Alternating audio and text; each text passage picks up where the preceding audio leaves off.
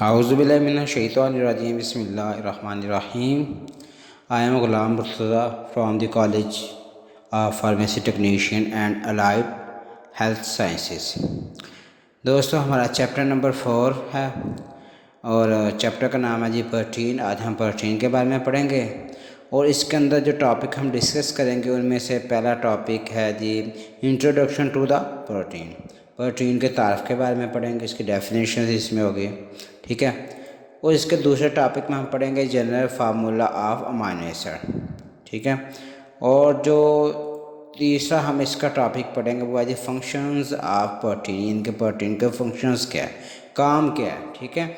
और इसके बाद जो 4 नंबर पे टॉपिक है वो स्ट्रक्चर ऑफ प्रोटीन, प्रोटीन का स्ट्रक्चर कैसा है। और 5 नंबर पे हम पढ़ेंगे जिसके जो 4 स्ट्रक्चर हैं, primary structure of protein, secondary structure, tertiary structure और क्वार्टरनरी स्ट्रक्चर। तो इन 4 टॉपिक्स के बारे में हम पढ़ेंगे। चलिए स्टार्ट करते हैं।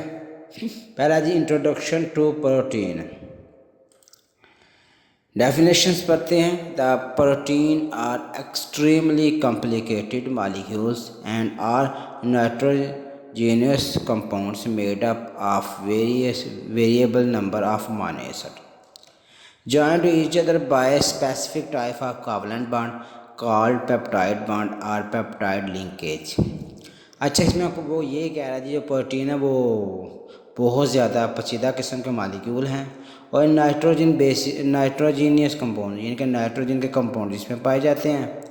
तो इसमें जो नंबर ऑफ़ अमाइनो एसिड्स हैं वो आपस में एक दूसरे के साथ ज्वाइन होते हैं, मिलते हैं, तो स्पेसिफिक किस्म और आपस में जुड़ते कैसे, एक ख़ास किस्म का बॉन्ड होता है जिसको कोवलेंट बॉन्ड कहते हैं। इनके अमाइनो एसिड कोवलेंट बॉन्ड के ज़रिए आपस में जुड़ते हैं, जिसको हम पेप्टाइड बॉन्ड या लिंकेज बॉन्ड भी कहते हैं।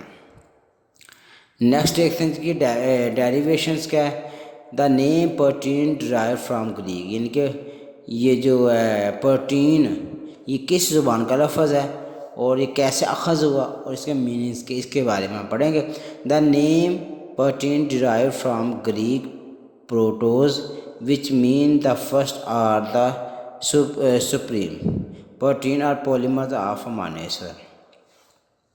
इसमें कह रहा जी जो प्रोटीन वो प्रोटोज से अखज़ किया गया, ये ग्रीक ज़बान का लफ्ज़ है, तो इसका मतलब होता है पहला या सबसे ऊपर वाला सुप्रीम। अच्छा, प्रोटीन क्या जी पॉलीमर्स अमाइनो एसिड, यानी कि अमाइनो एसिड बहुत ज़्यादा आपस में मिलके लंबी लंबी चेनें बनाते हैं जिनको पॉलीमर्स कहते हैं।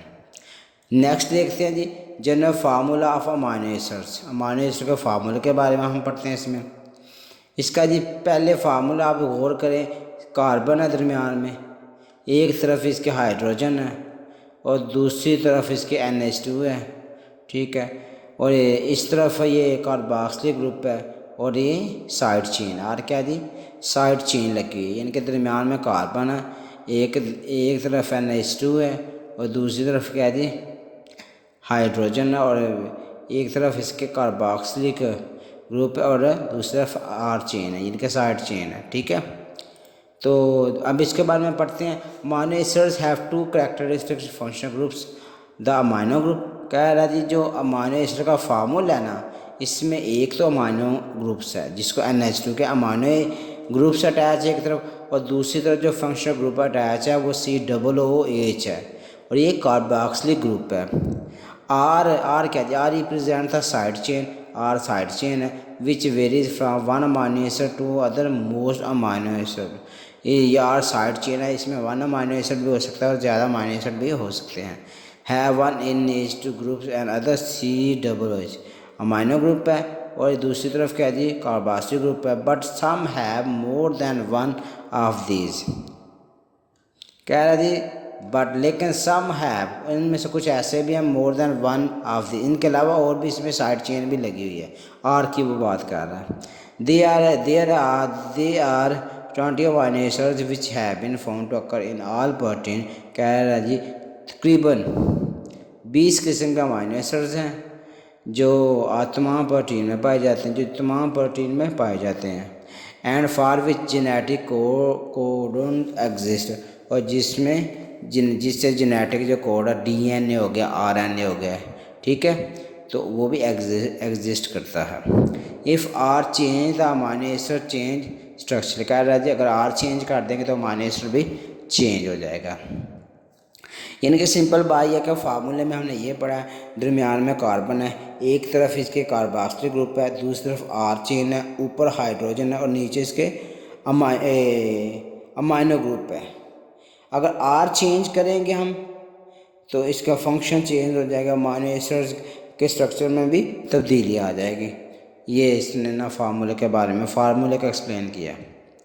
नेक्स्ट चलते हैं, जो एग्जांपल वो दे रहा है, इफ़ आर इज़ एच, अगर आप आर की जगह साइड चेन की जगह ये यहाँ आप एच लिख दें तो सी देखें बाकी सेम है, सी की एक तरफ हाइड्रोजन है, दूसरी तरफ कार्बोक्सिलिक ग्रुप है और नीचे क्या जी अमाइनो ग्रुप है, और जो फोर साइड रह गई है वहाँ पे आर होना चाहिए, लेकिन वो कह रहे थे आर की जगह हम एच लिख दें तो ग्लाइसिन बन जाएगा। ठीक है, जबकि वो कह रहा है जी अगर आर की जगह CH3 लिख दें फिर क्या बनेगा, सी के एक तरफ हाइड्रोजन है, दूसरी तरफ अमाइनो ग्रुप है और कार्बोक्सिलिक ग्रुप भी है, और आर की जगह हम CH3 लिख दें तो साथ ही इसका स्ट्रक्चर भी चेंज हो गया और फार्मूला भी चेंज हो गया, नेम चेंज हो गया, अलानीन है। ठीक है, तो नीचे वो लिख रहा है जी amino acids are building block of protein. इसका क्या मतलब है, वो ये कह रहा है कि अमाइनो एसिड्स मिलके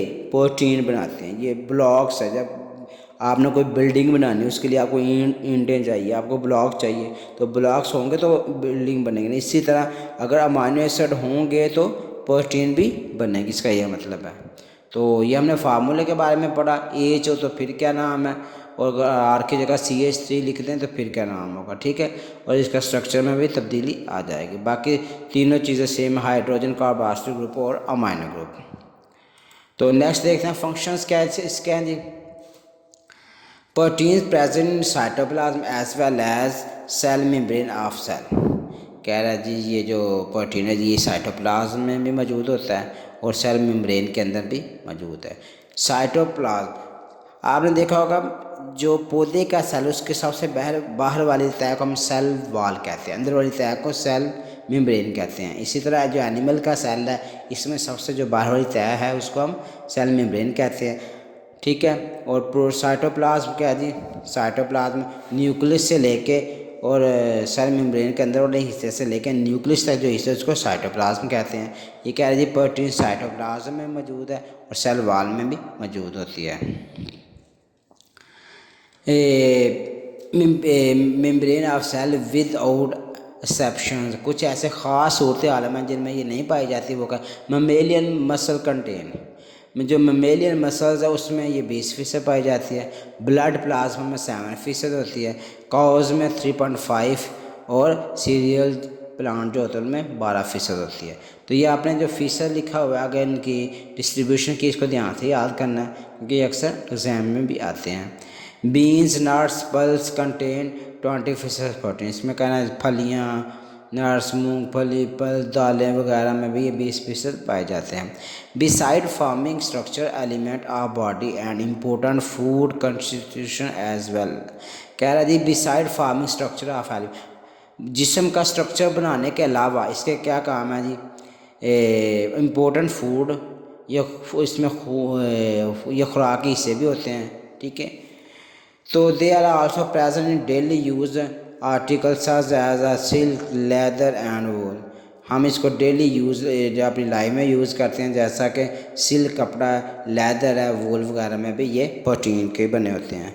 अब ग्रुप यानी कि प्रोटीन पाई जाती है, इनमें प्रोटीन के हिस्से होते हैं। A group of substance called enzyme which are biocatalyst of the body, a group of substance का वो ग्रुप एंजाइम कहलाता है विच बायोकैटालाइज द बॉडी, जो हमारी जिस्म के फंक्शंस हैं ना उसको कैटालिस्ट करता है। क्या मतलब है, तोड़ता है, वो एंजाइम जो हमारी रिएक्शंस को तेज़ कर देता है उसको एंजाइम कहते हैं सब्सटेंस। ठीक है, enzymes are mainly protein in nature, enzyme भी किसके बने होते हैं, प्रोटीन के बने होते हैं, एंजाइम भी प्रोटीन के बने होते हैं। इसमें वो कह रहे हैं एंजाइम क्या होता है, एंजाइम बेसिकली प्रोटीन के बने होते हैं। ये जो हमारे जिस्म में मुख्तलिफ़ किस्म के अमल हो रहे हैं, खुराक टूटने का अमल जिससे हमको एनर्जी मिलती है, उस रिएक्शंस को एंजाइम तेज़ कर देते हैं और जल्दी काम करवाते हैं और एंड पे यूज़ भी नहीं होते, तो इनको हम एंजाइम कहते हैं। नेक्स्ट चलते हैं जी, hormonal effect. Many of the hormones which regulate the chemical and other process of are the body are also protein nature. कह रहा है जी मुख्तलिफ हार्मोन्स जो रेगुलेट करते हैं केमिकल और दूसरे प्रोसेस को जिस्म के अंदर, यानी कि वो कह रहा है मुख्तलिफ किस्म के जो हार्मोन्स होते हैं जिससे हमारी बॉडी में फंक्शंस हो रहे हैं, ठीक है, केमिकल्स टूटते हैं, एनर्जी मिलती है, दूसरे जो काम होते हैं वो क्या, वो जो ये जो हार्मोन ये काम करवाते हैं ये भी प्रोटीन के बने होते हैं, कि जो हार्मोन है वो किसके बने होते हैं जी, प्रोटीन के बने होते हैं। नेक्स्ट चलते हैं स्ट्रक्चर ऑफ प्रोटीन। तो इसके स्ट्रक्चर के बारे में बात करते हैं। Each type of protein contain specific number of amino acid. कह रहा है जी हर किस्म का जो प्रोटीन है इसमें ख़ास किस्म के अमीनो एसिड होते हैं, यानी कि 2 अमीनो एसिड, 3, 4, 5, 6, 7 सो, ठीक है। Different kinds of protein have different shapes are related to their particular function in life process. Different kind of protein, मुख्तलिफ किस्म की जो प्रोटीन्स होती हैं इनकी शेप भी मुख्तलिफ होती है और इनके जो ज़िंदगी के प्रोसेस में जो ख़ास किस्म में अमल होते हैं वो भी मुख्तलिफ होते हैं। यानी कि वो ये कह रहा है प्रोटीन मुख्तलिफ किस्म की होती हैं, इनकी शेपें मुख्तलिफ होती हैं, इनके काम मुख्तलिफ होते हैं, हमारी लाइफ में ये मुख्तलिफ किस्म के फंक्शंस सर अंजाम देते हैं। Protein molecules have different several different level of structure. Protein molecules have different several different level of structure. जो स्ट्रक्चर होता है मुख्तलिफ लेवल के ऊपर, मुख्तलिफ स्टेजेस के ऊपर प्रोटीन का मालिक्यूल का वो भी मुख्तलिफ होगा। स्ट्रक्चर एक स्टेज के ऊपर प्रोटीन और तरह की है, दूसरी स्टेज के ऊपर और तरह की है, तो ये इसकी बात कर रहा है कि इसका जो मुख्तलिफ लेवल के ऊपर जो पोजीशन है, स्ट्रक्चर है, हालत है, वो भी मुख्तलिफ होगी। इनके घर में हम होते हैं और हमारी एक कंडीशन होती है, जब हम मेहमान बन के जाते हैं और कंडीशन होती है, जब किसी दोस्त को मिलने जाते हैं हम और कंडीशन होती है, तो इस हवाले से ये बात कर रहा है। इसके देखते हैं जी स्ट्रक्चर कितने हैं। 4 स्ट्रक्चर हैं। पहला स्ट्रक्चर है प्राइमरी स्ट्रक्चर, दूसरे नंबर पे सेकेंडरी स्ट्रक्चर, तीसरे नंबर पे टर्शियरी स्ट्रक्चर और 4 नंबर पे क्वार्टरनरी स्ट्रक्चर। इन 4 स्ट्रक्चर के बारे में हम बारी बारी पढ़ेंगे और आपसे रिक्वेस्ट है कि मेरे चैनल को लाजमी लाइक और शेयर कर दीजिएगा और सब्सक्राइब लाजमी कीजिएगा। नेक्स्ट चलते हैं जी primary structure of protein. Linear sequence of protein. Linear मतलब सीधा, बिल्कुल अमीनो एसिड आपस में जुड़ कर लंबी लंबी चेनें बनाते हैं। लीनियर सीक्वेंस का मतलब ये है। Amino groups in one side and left hand side and carboxylic group on the right hand side. कह रहा है जी अमीनो जो ग्रुप होते हैं इनमें एक तरफ एक one side and left hand side, एक तरफ से लेफ्ट हैंड साइड पे और carboxylic group on the right side. जो अमीनो ग्रुप होता है वो लेफ्ट साइड पे हो जाएगा और कार्बोक्सिलिक ग्रुप राइट साइड पे हो जाएगा। तो कार्बोक्सिलिक ग्रुप से एक हाइड्रोजन निकलेगा, अमीनो से कार्बोक्सिलिक ग्रुप से OH निकलेगा और अमीनो ग्रुप से H निकलेगा, तो पानी बन के वो अलग हो जाएगा और इस तरह ये चेनें आपस में जुड़ जाएंगे और लंबी लंबी चेनें बनाएंगे, ठीक है। तो इसलिए इसको लीनियर सीक्वेंस कहते हैं। ये लीनियर सीक्वेंस होता है अमीनो एसिड का प्राइमरी स्ट्रक्चर में। देखते हैं जी लेंथ, इसकी लंबाई कितनी होती है। Length is vary according to protein. कहता है लेंथ जो होती है वो मुख्तलिफ होती है प्रोटीन के लिहाज से। Length of chain depend upon the type of protein. जो चेन की लेंथ होती है वो प्रोटीन की टाइप्स के ऊपर डिपेंड करती है, विच इज़ अंडर डिस्कशन। जो अभी तक ये इसके ऊपर डिस्कशन हो रही है और फाइनल डिसीजन नहीं अभी तक हो पा रहा इसकी लेंथ के बारे में। जो मुख्तलिफ किस्म के प्रोटीन के मायने से आपस में मिलकर बनाते हैं। बट लेकिन it must be polypeptide long chain, यानी कि ये पॉलीपेप्टाइड लॉन्ग चेन, यानी कि ये लंबी लंबी चेनें होती हैं, बहुत ज़्यादा अमीनो एसिड्स आपस में मिले होते हैं, तो पॉलीपेप्टाइड चेनें ये बनाते हैं। No addition hydrogen bonding in primary structure. Primary structure में हम हाइड्रोजन को ऐड नहीं करते a protein and it is present in other structures only covalent bond is present in primary structure. कह रहा है जी प्राइमरी स्ट्रक्चर में सिर्फ कोवलेंट बॉन्ड होते हैं। प्राइमरी स्ट्रक्चर में क्या होता है, सिर्फ कोवलेंट बॉन्ड होगा और इसमें एडिशन हम हाइड्रोजन के नहीं करेंगे, इसमें सिर्फ प्राइमरी बॉन्ड होगा। ये इसका फार्मूला कार्बन, ठीक है। तो देखो यहाँ से एच गया, एन की तरफ एक एच है, ठीक है। तो यहाँ से एक एच जाएगा, NH2 था ना, ये गया, और दूसरी तरफ से ये COOH, तो ये इसके साथ अटैच हो गया, इनके साथ। इसी तरह ये चेनें आपस में जुड़ती जाएंगे और लंबी लंबी चेनें बनाती जाएंगे, ठीक है। नेक्स्ट चलते हैं जी, secondary structures. The regular arrangement of amino acid that are located near to each other in a linear sequence, these arrangement are termed as secondary structure of polypeptide. का the regular arrangement of amino acid, इसमें जो amino acid की एक regular तरतीब से इनकी arrangement होती है, आपस में ये अटैच होते हैं। That are located near to each other, एक दूसरे के बहुत करीब वाक़ होते हैं, ना लीनियर सीक्वेंस है। इसमें वो कह रहा है कि लीनियर सीक्वेंस के अंदर रहते हुए जो अमाइनो एसिड की अरेंजमेंट है वो रेगुलर होती है और ये एक दूसरे के करीब होते हैं, यानी कि लीनियर सीक्वेंस में अमाइनो एसिड एक दूसरे के बहुत करीब होते हैं और रेगुलर अरेंजमेंट के साथ जो आपस में जुड़े होते हैं। रेगुलर मतलब तरतीब के साथ आपस में जुड़े होते हैं लीनियर सीक्वेंस की हालत में। तो इसको हम क्या बोलेंगे जी, सेकेंडरी स्ट्रक्चर ऑफ प्रोटीन। ऊपर में सिर्फ लीनियर स्ट्रक्चर था, रेगुलर नहीं था, यहाँ पे रेगुलर है, ये इसमें दोनों फ़र्क है। तो ये nearly close to each other होते हैं और ऊपर वाले में हमने पढ़ा था जी इनमें कोवलेंट बॉन्ड पाए जाते हैं। नेक्स्ट देखते हैं टर्शियरी स्ट्रक्चर के बारे में पढ़ते हैं जी। टर्शियरी स्ट्रक्चर क्या है? The tertiary structure of protein means it overall 3 dimensional stage. ये इस लफ्ज़ से आपने इसको याद रखना, जहाँ पे डायमेंशनल शेप आएगा ना वो टर्शियरी स्ट्रक्चर होगा। टर्शियरी मतलब 3, इसके 3 मतलब शेप्स होती हैं, डायमेंशन 3 इसकी सतह होती है, ठीक है, 3 dimensional shape. Complex secondary structure will take on 3 dimensional structure. इसमें कहता है कम्प्लेक्स स्ट्रक्चर जो है प्रोटीन का वो 3 डायमेंशनल स्टेज की शक्ल में होता है, ठीक है, 3 डायमेंशनल स्ट्रक्चर। तो पहले प्राइमरी में हमने क्या पढ़ा, जिसमें लीनियर सीक्वेंस होती है, रेगुलर अरेंजमेंट नहीं होती और कोवलेंट बॉन्ड से जुड़ी होती हैं और एच ऐड नहीं कर सकते। सेकंड में हमने पढ़ा जी, सेकेंडरी में हमने पढ़ा जी, इसमें रेगुलर अरेंजमेंट होती है, ठीक है, नियरली क्लोजेज होती है, अमाइनो एसिड एक दूसरे के साथ मिल के लंबी लंबी चेनें बनाते हैं, लेकिन ये रेगुलर अरेंजमेंट हो गई। और टर्शियरी में हमने पढ़ा जी 3 डायमेंशनल शेप इसकी होती है, ठीक है। तो in which the is folding, looping and binding of chain including all its secondary structures. कहता है वो जिसमें फोल्डिंग होती है, लूपिंग आपस में जुड़ते हैं, बाइंड करते हैं, chain including of all secondary structure. जो सेकेंडरी स्ट्रक्चर होगा ना वो आपस में जुड़ेगा, अब आपस में बाइंड करेगा, ओवरलैप करेगा, तो इस यहाँ से फिर टर्शियरी स्ट्रक्चर बनेगी। यानी कि अगर सेकेंडरी स्ट्रक्चर बहुत ज़्यादा सेकेंडरी जो स्ट्रक्चर है वो आपस में अटैच होते हैं, बाइंड करते हैं, ठीक है, लूपिंग करते हैं, तो क्या बन जाएगा, टर्शियरी स्ट्रक्चर।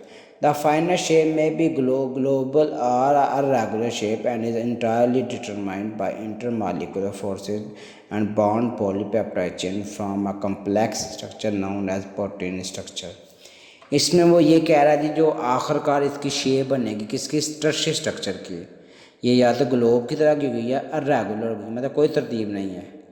तो ये डिपेंड इस बात के ऊपर करता है, डिटरमाइन करता है किस बात के ऊपर, ये मतलब डिपेंड करता है जो इनके इंटरमालिकुलर फोर्स है, यानी कि इनके आपस में जो एक दूसरे को खींचने की ताकत है जिससे ये आपस में जुड़े हैं, इसको हम इंटरमालिकुलर फोर्सेस कहते हैं, इसके ऊपर डिपेंड करता है। एंड बॉन्ड पॉलीपेप्टाइड चेन, और इसके दरमियान जो बॉन्ड पाया जाता है पॉलीपेप्टाइड चेन के दरमियान उसके ऊपर डिपेंड करेगा, ठीक है। यानी कि वो कह रहा है जी जब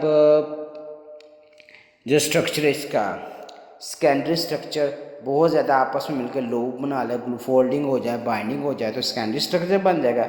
और जो सेकेंडरी स्ट्रक्चर होता है इसकी कोई फाइनल शेप हो भी सकती है, नहीं भी हो सकती। अगर फाइनल शेप होगी तो ग्लोब की तरह क्योंकि वरना इर्रेगुलर बेतरतीब है, ठीक है। और ये डिपेंड इस बात के ऊपर करता है कि शेप मतलब इस बात के ऊपर डिपेंड करती है इनके इंटर मालिक्यूल्स का आपस में, ठीक है, आपस में किस बॉन्ड से जुड़े हुए हैं, आपस में जो ताकत जिसको आपस में जोड़े हुए हैं फोर्सेस हैं वो कैसी हैं, तो इसको हम टर्शियरी स्ट्रक्चर बोल देंगे। अब ये एग्जांपल दे रहा है जी myoglobin, it has been calculated that इसका हमने अंदाज़ा लगाया है कि if the chain of myoglobin could be extended the length of its molecules would be 20 time is with कह रहा जी अगर हम मायोग्लोबिन के जो मॉलिक्यूल्स है टर्शियरी स्ट्रक्चर में पाया जाता है, अगर हम इसको एक्सटेंड करें, खोल लें इसकी लंबाई को, तो ये 20 टाइम इसकी जो विथ है वो ज़्यादा हो जाएगी। ठीक है जी। तीसरे नंबर पे बात करते हैं हम, चौथे नंबर पे बात करते हैं quaternary structure. Association of multiple polypeptide not found in all proteins. कह रहा जी इसके मल्टीपल जो पॉलीपेप्टाइड्स हैं ये आपस में मिल जाते हैं, जिनके मल्टीपल टर्शियरी स्ट्रक्चर आपस में मिलने शुरू हो जाएं। ठीक है, मल्टीपल पॉलीपेप्टाइड जब आपस में मिलते हैं तो क्या बनता है, क्वाटरनरी स्ट्रक्चर। तो ये not found in all protein, ये हर प्रोटीन में क्वाटरनरी स्ट्रक्चर नहीं होता, हो भी सकता है, मतलब नहीं हो सकता। ठीक है, not found in all protein, तकरीबन तमाम प्रोटीन में क्वाटरनरी स्ट्रक्चर नहीं होता। तो इसके बारे में मज़ीद पढ़ते हैं। The structure are found by aggregation of 2 or more polypeptide chain. जब 2 या 2 से ज़्यादा पॉलीपेप्टाइड चेन आपस में एग्रीगेशन होती है, एग्रीगेट होती है, आपस में मिलती हैं, तो क्वाटरनरी स्ट्रक्चर बनता है। The aggregation of such polypeptide chain from one functional macromolecules. कह रहा जी जब 2 या 2 से ज़्यादा पॉलीपेप्टाइड चेन आपस में जुड़ते हैं तो क्वाटरनरी स्ट्रक्चर बनेगा। क्वाटरनरी स्ट्रक्चर में एग्रीगेशन होती है किसके, पॉलीपेप्टाइड की चेन के, from one functional group macromolecule, एक फंक्शनल ग्रुप का दूसरे मैक्रोमॉलिक्यूल के साथ। Each polypeptide chain is called सब यूनिट। और जी ये जो पॉलीपेप्टाइड चेन है इसको हम क्या बोलते हैं, सब यूनिट बोलेंगे। ठीक है, तो जैसे हम हीमोग्लोबिन है, कोलेजन वगैरह की वो बात कर रहे हैं। तो दोस्तों उम्मीद करता हूँ कि आपको मेरी वीडियो को समझ आई होगी। अगर फिर भी आपको कोई मसला हुआ तो लाजमी कमेंट बॉक्स में कमेंट्स कीजिएगा। और इसके अलावा आपसे रिक्वेस्ट है कि मेरे चैनल को लाजमी सब्सक्राइब कर दें ताकि मैं आगे मज़ीद वीडियो बनाऊँ वो भी आप तक पहुंच सके। इसके अलावा अगर कोई मेरे लिए सजेशन है तो वो भी मेहरबानी करके मुझे दीजिएगा ताकि मैं मज़ीद अपनी इस्लाह कर सकूँ। तो लास्ट में पाकिस्तान जिंदाबाद।